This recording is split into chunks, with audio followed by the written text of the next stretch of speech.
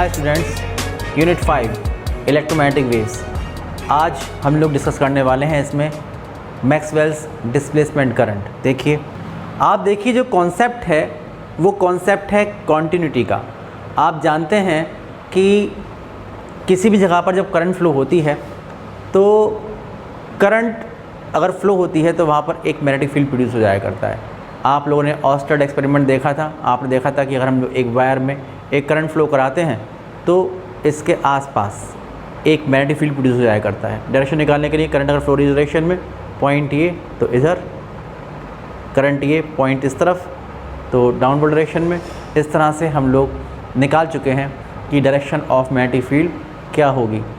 तो अब बात ये आती है कि आपने ये भी पढ़ रखा है कि एम्पियर सर्कुलर लॉ क्या है। आपको याद होगा एम्पियर सर्कुलर लॉ के बारे में। वो ये था, याद दिला दूँ आप लोगों को कि जो बात यहाँ काम में आने वाली है। पहली बात ये कि आप जानते हैं कि एम्पियर्स सर्कुलर लॉ,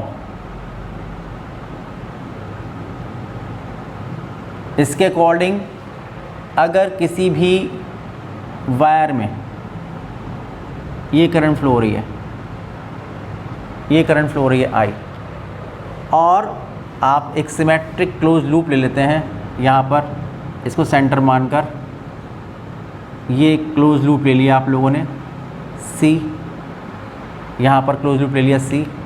तो आप देखेंगे करंट फ्लो इस डायरेक्शन में तो मैग्नेटिक फील्ड इस डायरेक्शन में होगा, आउटवर्ड डायरेक्शन में होगा यहाँ पर। तो आप देखेंगे ये डायरेक्शन होगी बी की, ये होगा वेक्टर बी, और जो इसका डीएल होगा स्मॉल एलिमेंट लेंथ का डीएल, ये बी सी डायरेक्शन में होगा। तो जो एम्पियर सर्कुलर लॉ है ये है line integral of magnetic field over close loop C is equal to mu naught times current threading the loop. ये हमारे पास एम्पियर सर्कुलर लॉ है, ठीक है ना। ये आप लोग पढ़ चुके हैं ampere circular law.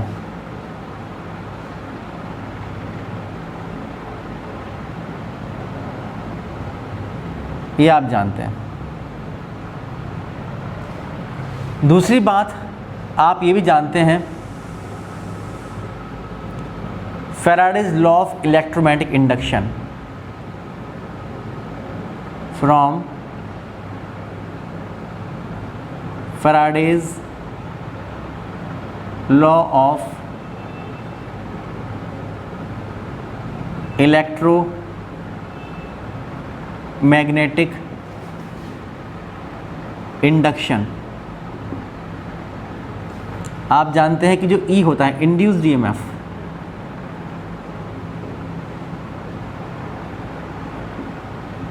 E is equal to कितना होता है,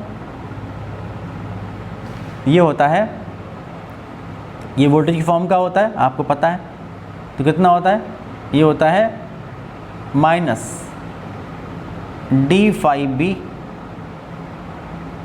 अपॉन डी टी, ये होता है। इसका मतलब कि अगर हम लोग वोल्टेज की बात करें तो ये क्या होता है, जो वोल्टेज इंड्यूस्ड ईएमएफ होता है ये होता है line integral over close loop E dot D L, यानी कि line integral of electric field, ये होता है। इस रिलेशन से जो हमें पता लग रहा है वो पता लग रहा है कि अगर किसी भी क्लोज पाथ के लिए आप लोग इलेक्ट्रिक फील्ड का लाइन इंटीग्रल लेंगे तो ये इक्वल्स टू होगा minus D phi B upon D T. इसका मतलब ये हुआ कहीं पर अगर मैग्नेटिक फ्लक्स में चेंज होता है, यानी फ्लक्चुएटिंग मैग्नेटिक फील्ड होती है, तो उसकी वजह से एक इलेक्ट्रिक फील्ड प्रोड्यूस हुआ करती है। तो ये दो एक बहुत ही इम्पॉर्टेंट कॉन्सेप्ट हैं जो मैं आपको पढ़ाने जा रहा हूँ उसके बारे में। यहाँ पर फैराडे का जो ये लॉ है इसको देखकर मैक्सवेल ने सोचा कि जब फ्लक्चुएटिंग या चेंजिंग मैग्नेटिक फ्लक्स की वजह से एक इलेक्ट्रिक फील्ड प्रोड्यूस हो सकती है, तो इसी तरीके से कहीं पर अगर वेरिंग इलेक्ट्रिक फील्ड होगी तो वहाँ पर मैग्नेटिक फील्ड भी प्रोड्यूस हो सकती है। ये बात सोची मैक्सवेल ने। अब मैक्सवेल ने जो सोचा वो ठीक था या ठीक नहीं था, इसके बारे में देखिए एक एक्सपेरिमेंट परफॉर्म किया गया है। वो एक्सपेरिमेंट मैं आपको बता रहा हूँ। वो एक्सपेरिमेंट ये है कि आप देखें कि यहाँ पर एक कैपेसिटर की 2 प्लेट्स यहाँ पर ली गई हैं। एक प्लेट ये है और एक प्लेट ये, और यहाँ पर एक बैटरी ये लगा दी गई है। यहाँ पर ये प्रेसिंग की है, के है, ये लगा दी गई है, और यह है बैटरी। अब जैसे ही आप की को प्रेस करते हैं, ये आपने की को प्रेस किया, तो वैसे ही यहाँ पर करंट फ्लो होना शुरू हो जाती है। ये करंट फ्लो होना शुरू होती है सर्किट में। अब जो ये करंट फ्लो होती है और ये करंट लगातार वेरी करेगी। आप देखिए चार्जिंग करंट है, चार्जिंग करंट कांस्टेंट नहीं होती है, चार्जिंग करंट में लगातार वेरिएशन होता है। तो करंट कैसे फ्लो होगी, आप देखिए कि अगर ये टर्मिनल पॉजिटिव है तो यहाँ से ये जो हमारे पास प्लेट है ये कैसी हो जाएगी, ये हो जाएगी नेगेटिव। क्योंकि इलेक्ट्रॉन कैसे चलेंगे, ये यहाँ से इलेक्ट्रॉन यहाँ पर आएंगे, तो ये प्लेट कैसी हो जाएगी, उतनी पॉजिटिव, और ये चार्ज यहाँ पर डिपॉजिट होता जाएगा। तो कोई डाउट वाली बात यहाँ पर है नहीं। आप जानते हैं कि अगर इलेक्ट्रॉन चलेंगे ऐसे तो करंट फ्लो होगी ऐसे, और ऐसे ही इस प्लेट के लिए अगर आप देखेंगे कि यहाँ पर इलेक्ट्रॉन इस वाली प्लेट से यहाँ पर आएंगे, इस वजह से इसमें पॉजिटिव चार्ज कलेक्ट होगा, तो जो करंट फ्लो होगी वो उस चार्ज के फ्लो के अपोजिट डायरेक्शन में फ्लो होगी। इसमें कोई डाउट वाली बात है नहीं। लेकिन एक बात यहाँ पर समझ में नहीं आ रही है। आप जानते हैं कि करंट के फ़्लो के लिए क्या ज़रूरी है, चार्ज का फ़्लो होना। चार्ज कैसे फ़्लो होता है, जब चार्ज कैरियर्स फ़्लो होते हैं, चार्ज कैरियर्स का होना बहुत ज़रूरी है। और अगर मैं आपसे कहूँ कि भाई यहाँ पर जो ये कैपेसिटर की दोनों प्लेट्स हैं, इनके बीच में कोई भी मटेरियल नहीं है, सपोज़ वैक्यूम है, अगर वैक्यूम है तो क्या वैक्यूम में कोई चार्ज कैरियर्स हैं? और अगर मैं ये मान लूँ कि भाई वैक्यूम नहीं भी है, अगर एयर भी है, तो एटमॉस्फेरिक प्रेशर पे, नॉर्मल प्रेशर पे जो एयर होती है वो कंडक्टर होती नहीं है, उसमें चार्ज कैरियर्स होते नहीं हैं। जब चार्ज कैरियर्स होते नहीं हैं तो यहाँ पर करंट की कंटिन्यूटी कैसे बनी हुई है, यहाँ पर करंट कैसे फ्लो हो रही है? यहाँ पर करंट फ्लो नहीं होनी चाहिए क्योंकि चार्ज कैरियर्स यहाँ पर नहीं है। अब बात ये आती है कि अगर चार्ज कैरियर्स नहीं है, करंट फ्लो नहीं हो रही, तो यहाँ पर करंट है, यहाँ पर है, यहाँ पर नहीं है, तो करंट की डिसकंटिन्यूटी हो गई। फिर एक एक्सपेरिमेंट परफॉर्म किया गया। वो एक्सपेरिमेंट क्या था? वो एक्सपेरिमेंट ये है कि आपको याद होगा ऑस्टेल्ड एक्सपेरिमेंट के बारे में। ऑस्टेल्ड एक्सपेरिमेंट आप लोगों को याद दिला दूँ। वो एक्सपेरिमेंट क्या था? इसमें आपको याद होगा कि अगर यहाँ पर हम लोग एक नॉर्थ साउथ डायरेक्शन में एक वायर रखते हैं और इसके पैरेलल यहाँ पर रखते हैं एक मैग्नेटिक नीडल यहाँ पर। जब करंट नहीं है तो नीडल नॉर्थ साउथ के अलाउ, जैसे ही करंट फ्लो होना शुरू करेंगे आप लोग, जैसे ही करंट फ्लो कराएंगे इस वायर में, वैसे ही जो नीडल होगी उसका डिफ्लेक्शन हो जाएगा, ये डिफ्लेक्ट हो जाएगी इस तरीके से। याद होगा ये बात आप लोगों को। अगर हम लोग करंट फ्लो नहीं कराते हैं तो नीडल ऐसे रहती है parallel along north south direction. Current flow कराते हैं ऐसे, नीडल डिफ्लेक्ट हो जाया करती है। करंट की डायरेक्शन चेंज कर देते हैं तो डिफ्लेक्शन अपोजिट डायरेक्शन हो जाया करता है। इससे जो ये एक्सपेरिमेंट था, ऑस्टेल्ड एक्सपेरिमेंट, इससे ये बात प्रूफ हो गई थी कि अगर कहीं पर करंट फ्लो होती है तो उसके आसपास के रीजन में एक मैग्नेटिक फील्ड प्रोड्यूस हो जाया करता है। तो ये बात अगर मैं यहाँ पर टैली करना चाहूँ कि जैसे मैंने यहाँ पर प्रेस किया की को, तो मैंने यहाँ पर रखी एक नीडल, एक मैग्नेटिक नीडल। तो जब तक करंट नहीं थी तो नीडल ऐसे थी, ये नॉर्थ डायरेक्शन, ये नॉर्थ, ये साउथ, तो नीडल रखी थी ऐसे, पैरेलल रखी थी, ऐसे रही। जैसे करंट फ्लो हुई तो नीडल ये डिफ्लेक्ट हुई इस तरह से। ठीक है, क्या प्रूव हुआ? इससे प्रूव हुआ कि यहाँ पर करंट थी तो यहाँ पर जैसे करंट फ्लो होना शुरू हुई, यहाँ पर एक मैग्नेटिक फील्ड प्रोड्यूस हो गया है। और आप देखिए यहाँ पर इस गैप में, यहाँ पर अगर आप देखें, यहाँ पर तो करंट है नहीं, नज़र आ रहा करंट तो है नहीं, यहाँ पर कोई चार्ज कैरियर्स है नहीं, करंट फ्लो नहीं हो रही है। तो अगर करंट नहीं है तो यहाँ पर जो फील्ड है, मैग्नेटिक फील्ड, वो ज़ीरो होनी चाहिए। अगर आप लोगों ने पहले की को ओपन कर दिया, रखा नॉर्थ साउथ डायरेक्शन के अलॉन्ग इसको, फिर जैसे इसको प्रेस किया तो डिफ्लेक्शन, ये अरे डिफ्लेक्शन हो गया। इसका मतलब ये हुआ कि यहाँ पर भी मैग्नेटिक फील्ड है, और अगर मैग्नेटिक फील्ड है तो यहाँ पर करंट भी है। तो करंट डिस्प्लेस हो गया, यहाँ से आप पहुँच गए, यहाँ पर करंट चार्ज कैरियर्स नहीं है, करंट नहीं होनी चाहिए, लेकिन जो मैग्नेटिक फील्ड है वो प्रोड्यूस हो रहा है। इससे ये प्रूव हो रहा है कि कोई ना कोई करंट यहाँ पर है, तो करंट का डिस्प्लेसमेंट यहाँ से यहाँ हो गया, इसलिए ये करंट जो है ये डिस्प्लेसमेंट करंट है। ओके, ये जो करंट है ये डिस्प्लेसमेंट करंट है। अब मैं आपको एक्सप्लेन करता हूँ कि इसके पीछे कॉन्सेप्ट क्या रहा, जो मैंने आपकी बातें बताई थी। अगर आप ये बातें ध्यान रखेंगे तो आपको डिस्प्लेसमेंट करंट का जो कॉन्सेप्ट है वो इजीली समझ में आ जाएगा। ठीक है, देखिए ध्यान से। अब हम लोग देखिए जो बात करने वाले हैं, ये करने वाले हैं एम्पियर सर्कुलर लॉ। ये फिगर आपको ध्यान होगा। अब हम लोग यही लॉ यहाँ पर अप्लाई करते हैं। आप देखें भाई कि ये एक क्लोज लूप ये मैंने फॉर्म किया, ये क्लोज लूप फॉर्म किया।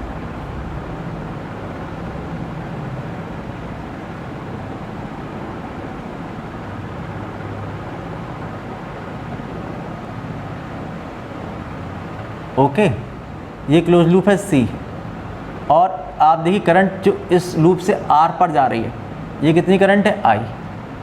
अब इस लूप के लिए आप देखिए कि ये जो है ये फ्लैट सरफेस है S1, ये फ्लैट सरफेस है S1, और अगर इसी लूप को लेते हुए, इस लूप को लेते हुए अगर मैं एक कर्व सरफेस यहाँ से निकाल दूँ या अलग लूप ले लूँ, अलग लूप लूँगा तो आप कन्फ्यूज है, अभी यहाँ पर अलग लूप में ले लिया, लूप में वही रहने देता हूँ। उसी लूप C के लिए मैं यहाँ पर एक कर्व सरफेस लेता हूँ S2, ये कर्व सरफेस S2, ये जो कहाँ से पास हो रही है, दोनों कैपेसिटर्स की प्लेट्स के बीच से पास हो रही है, तो कोई कन्फ्यूज़न यहाँ पर रहेगा नहीं।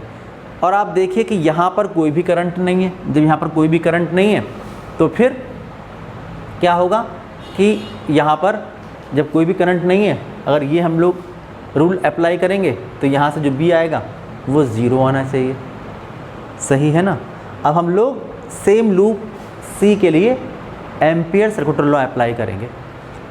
देखिए मैं अप्लाई कर रहा हूँ, आप लिखेंगे कि फ्रॉम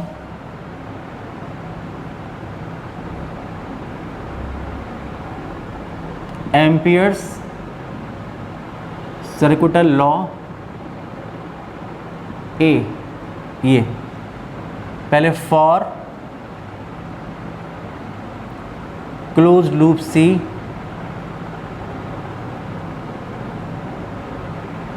फॉर फ्लैट सरफेस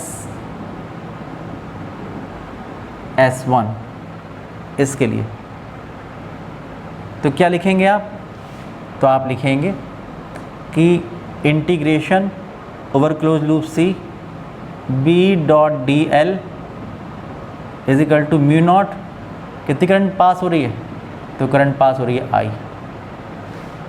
उसके बाद इसी क्लोज लूप सी के लिए मैंने लूप चेंज ही नहीं किया, इसी वजह से कोई कन्फ्यूज़न क्रिएट ना हो।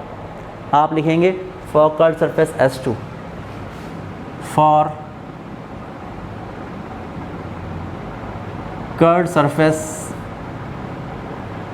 S2, उसी सेम लूप के लिए अप्लाई किया आपने integration over close loop C B.dl is equal to mu naught, और करंट यहाँ से कोई है नहीं तो इज इक्वल टू ज़ीरो।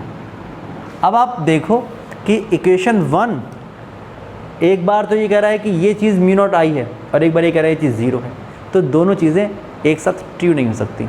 जो दोनों इक्वेशन 1 एंड 2 हैं ये एक साथ ट्रू नहीं हो सकती। इसमें से कोई ना कोई मिस्टेक, कहीं ना कहीं कुछ कोई गलती हो रही है, जिस वजह से ये वैल्यूज़ अलग अलग आ रही हैं। आप लिखेंगे बोथ, आप लिखेंगे for same loop C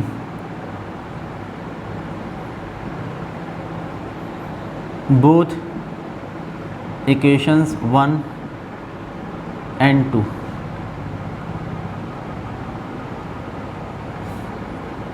can not hold.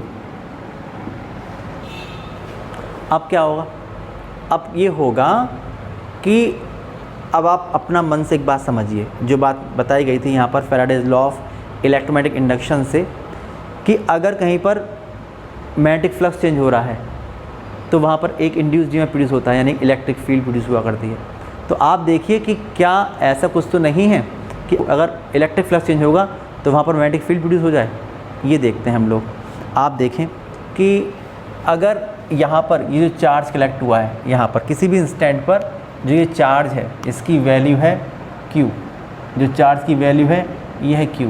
जो प्लेट का एरिया है, जो ये प्लेट्स लगी हुई हैं इनका एरिया है A, कैपेसिटर की कैपेसिटेंस है C। तो आप जानते हैं कि जो दो प्लेट्स होती हैं कैपेसिटर की, अगर उनकी सरफेस चार्ज डेंसिटी सिग्मा है तो उन प्लेट्स के बीच में एक इलेक्ट्रिक फील्ड एग्जिस्ट करती है।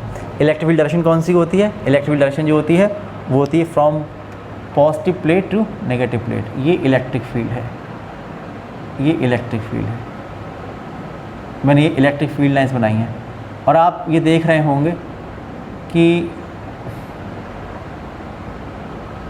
जो इलेक्ट्रिक फील्ड है ये कांस्टेंट नहीं होगी, ये वेरी करेगी, क्योंकि चार्ज जो दोनों प्लेट्स पर है जब वो वेरी करेगा चार्जिंग की वजह से तो चार्जिंग करंट भी आप देख रहे हैं चेंज होगी। तो यहाँ पर जो चार्ज है वो भी चेंज होगा, तो जो सरफेस चार्ज डेंसिटी है वो भी चेंज होगी।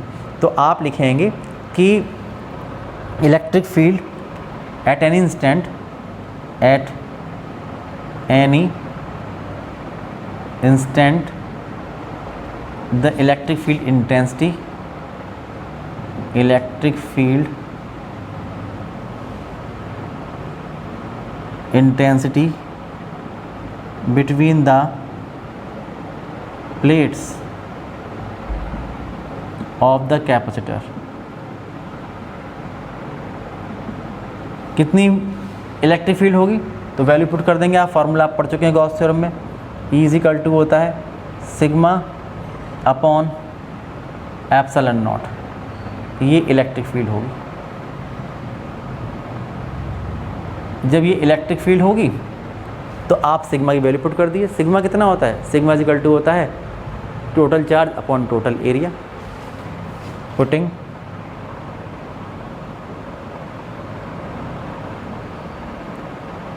Surface charge density sigma is equal to total charge upon total area. जब ये वैल्यू आप पुट कर देंगे वी गेट, तो E इज इक्वल टू हो जाएगा Q upon epsilon naught A। ये हो जाएगा, ठीक है, इतना हो जाएगा। अब आप देख रहे हैं कि यहाँ पर टाइम के साथ जो इलेक्ट्रिक फील्ड है दोनों प्लेट्स के बीच में, क्योंकि चार्ज लगातार चेंज होगा, अगर चार्ज चेंज होगा तो जो इलेक्ट्रिक फील्ड इंटेंसिटी है वो भी चेंज होगी। आप इसको डिफरेंशिएट कर दीजिए। आप लिखेंगे इट इम्प्लाइज दैट कि D E upon D T, ये होगा D upon D T of Q upon epsilon naught ए। ये हो जाएगा। तो D E upon D T, आप देखिए यहाँ से ये कांस्टेंट है, बाहर आ जाएगा, 1 upon epsilon naught A D Q upon D T. ये हो जाएगा। तो यहाँ से D Q upon D T, ये चीज़ जो है D Q upon D T, ये हो जाएगा epsilon naught A multiplied by D E upon D T, इतना हो जाएगा। लेकिन आप जानते हैं कि D Q upon D T, अगर D Q charge D T time में फ़्लो हुआ है तो आप जानते हैं ये करंट के इक्विवेलेंट होता है। तो ये जो निकल के आया ये आया current. But D Q upon D T, ये करंट यहाँ पर है नहीं, लेकिन ये इक्विवेलेंट है डिस्प्लेसमेंट करंट के, आई डी से रिप्रेजेंट करते हैं। आप लिखिए हैंस डिस्प्लेसमेंट करंट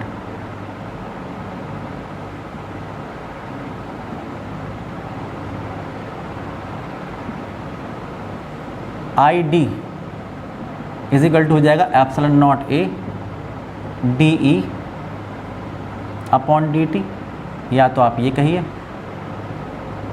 अदरवाइज़ क्या कि आप ए को अंदर ले जाइए, तो I suffix D is equal to हो जाएगा एप्सिलॉन नॉट और D upon D T of E A. ये क्या होता है? इलेक्ट्रिक फ्लक्स फाई ई, तो हो जाएगा I suffix D is equal to epsilon naught D phi E upon D T. तो आप देखिए कि यहाँ पर जो लगातार एक वेरिंग इलेक्ट्रिक फील्ड एग्जिस्ट कर रहा है वेरिंग चार्ज की वजह से। जब वेरिंग चार्ज की वजह से एक वेरिंग इलेक्ट्रिक फील्ड यहाँ पर एग्जिस्ट करेगा, एक वेरिंग इलेक्ट्रिक फील्ड, तो जो दोनों प्लेट्स लगी हुई हैं इनसे लिंक्ड जो इलेक्ट्रिक फ्लक्स है उसमें चेंज होगा और उस वेरिंग इलेक्ट्रिक फ्लक्स की वजह से यहाँ पर एक डिस्प्लेसमेंट करंट प्रोड्यूस होगी। और क्योंकि दोनों प्लेट्स के बीच में जो करंट है, डिस्प्लेसमेंट करंट जिसको हम कह रहे हैं, और उसकी वजह से यहाँ पर एक मैग्नेटिक फील्ड प्रोड्यूस हो रही है। इसका मतलब ये हुआ कि एक वेरिंग इलेक्ट्रिक फ्लक्स की वजह से यहाँ पर सोर्स ऑफ मैग्नेटिक फील्ड यानी कि इलेक्ट्रिक करंट प्रोड्यूस हो जाया करती है, जिसको हम डिस्प्लेसमेंट करंट कहते हैं। तो कंटिन्यूटी ऑफ करंट कि यहाँ पर भी करंट है, यहाँ पर भी करंट है, तो ये करंट यहाँ पर भी होगी। जो ये करंट होगी आई डी, ये इसी करंट के इक्वल होगी। इट इम्प्लाइज दैट कि जो आई डी है ये आई के ही इक्वल होगी। जो यहाँ पर वायर में करंट फ्लो हो रही थी इसी के इक्वल यहाँ पर डिस्प्लेसमेंट करंट होगी। और जब ये बात सामने आ गई है तो जो ये एम्पियर सर्कुलर लॉ था ये इनकम्प्लीट माना गया। यहाँ पर जो ये आई है ना, ये आई का मतलब खाली कंडक्शन करंट नहीं है, बल्कि यहाँ पर ये टोटल करंट है, conduction current plus displacement current. जैसे कि आप देख रहे हैं कि यहाँ पर डिस्प्लेसमेंट करंट ज़ीरो है और प्लेट्स के बीच में जो कंडक्शन करंट है वो ज़ीरो है, सही है ना। यहाँ पर केवल कंडक्शन करंट है और यहाँ पर केवल डिस्प्लेसमेंट करंट है। इसलिए जो हमारे पास ये एम्पियर सर्कुलर लॉ था, मैक्सवेल ने इसमें करेक्शन किया और उस लॉ को कहा गया एम्पियर मैक्सवेल्स सर्कुलर लॉ। देखिए क्या है वो एम्पियर्स मैक्सवेल सर्कुलर लॉ।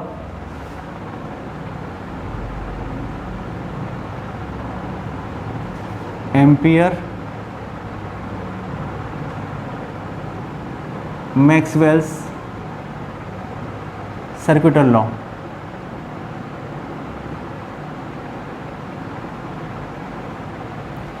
आप लिखेंगे कि total current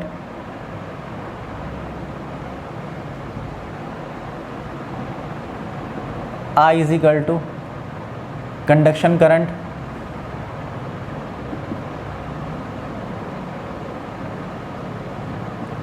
I suffix C plus displacement current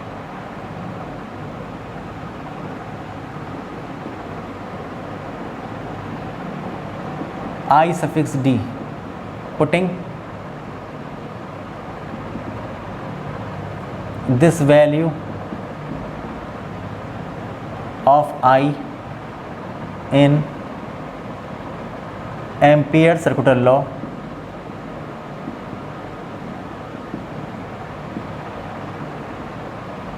integration over closed loop C B dot dl is equal to mu naught into I. We get integration over closed loop C B dot dl is equal to mu naught I की जगह लिखेंगे IC plus ID integration over close loop C B dot DL is equal to mu naught conduction current चाहे I हो चाहे IC जो भी वहाँ पर दे रखा हो वो लिख देंगे और प्लस ID की वैल्यू पुट कर देंगे यहाँ से, तो हो जाएगा epsilon naught D phi E upon DT, या तो ऐसे लिख दीजिए अदरवाइज़ यहाँ से A बाहर निकाल के लिख दीजिए। तो integration over close loop C B dot DL is equal to mu naught within bracket I suffix C plus epsilon naught A DE upon DT। तो आप देख रहे हैं कि ये जो फॉर्म है ये नई फॉर्म आ गई है इस लॉ की, जिसको हम एम्पियर मैक्सवेल सर्कुलर लॉ कहते हैं। तो जो कॉन्सेप्ट है डिस्प्लेसमेंट करंट का वो आप समझ गए होंगे। आज के वीडियो में इतने रखते हैं। ये बहुत ही इम्पॉर्टेंट लॉ है, चाहे सिलेबस में हो चाहे नहीं हो, लेकिन ये कॉन्सेप्ट बहुत ही इम्पॉर्टेंट है।